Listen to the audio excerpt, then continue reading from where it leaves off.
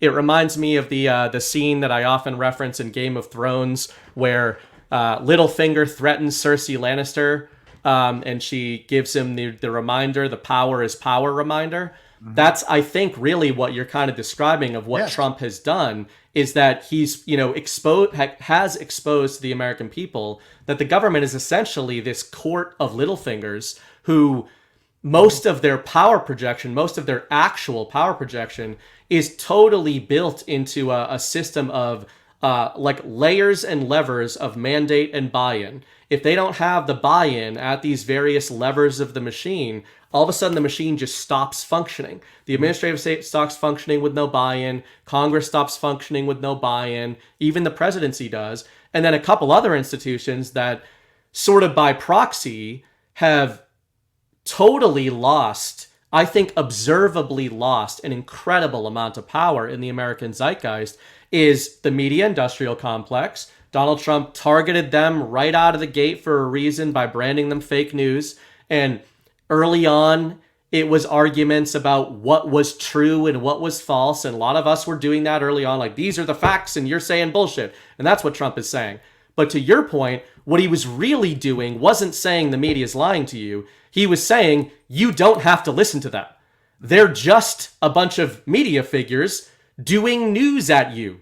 You don't actually need to listen to any of them. They don't need to have any power or control or influence over your life. You don't even have to know that these people exist. And your life not only will not change if you don't know they exist, it will probably improve immeasurably. And I would say the same thing is going on with academia. And, the last point I'd make on that is that when you engage in these things, when you kind of remove this power projection, this abstract power projection, it's observable. I think these things all seem very abstract. It seems like, well, how would we know whether or not something like that is working?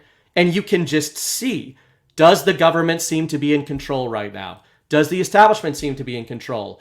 Does the media seem to be in control of their narratives? Does academia seem to be in control right now? All of these institutions, as you said, have lost so much power, actual power, in the American zeitgeist.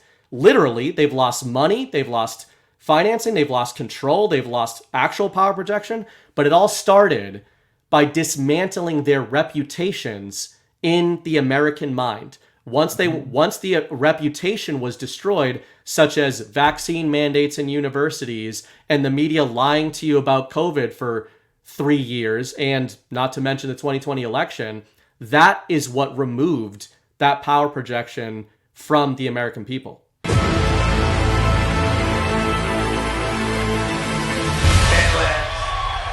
That's a hell of a name.